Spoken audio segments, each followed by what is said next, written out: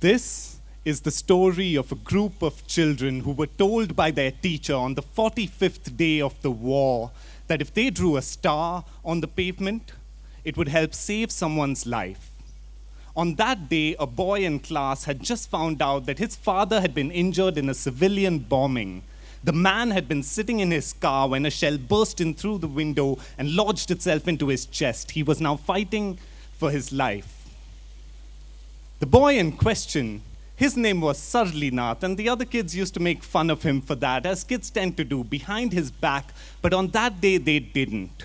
Because they understood what he was going through, and they felt what he felt, and the whole class was feeling down, so the teacher, just to make them feel a little bit better, told them that if they drew a star on the pavement, it would help save someone's life.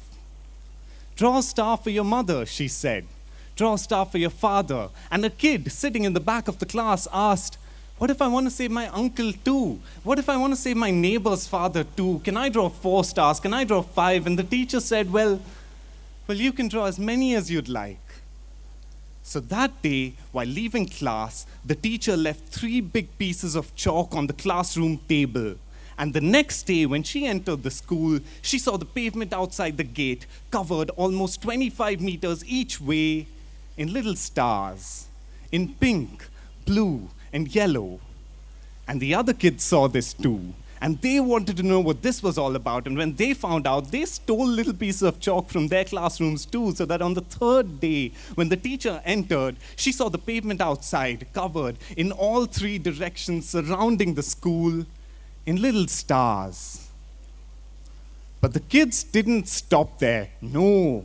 They took little pieces of chalk home with them, and where there were no pavements, they drew stars on signboards, and stars on park benches, and stars on the barks of crooked trees. And the neighbors' kids saw this too, and they wanted to know what this was all about. And when they found out, they stole little pieces of chalk from their schools too, so that it came to a point where you could not go to a single place in the city without seeing at least 1 star in a corner somewhere.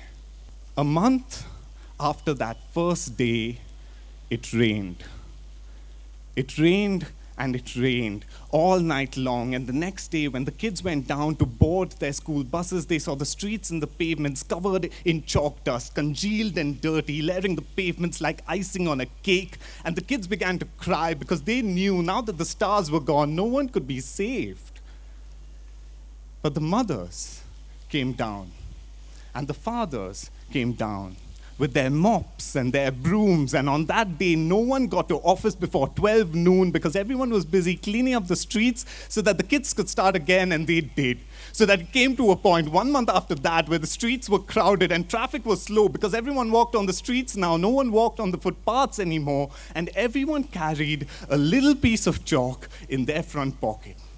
So that any time, every once in a while, if they had to hop onto the pavement just to save their life from a speeding car that was passing by, they would stoop down and make every single star perfect again.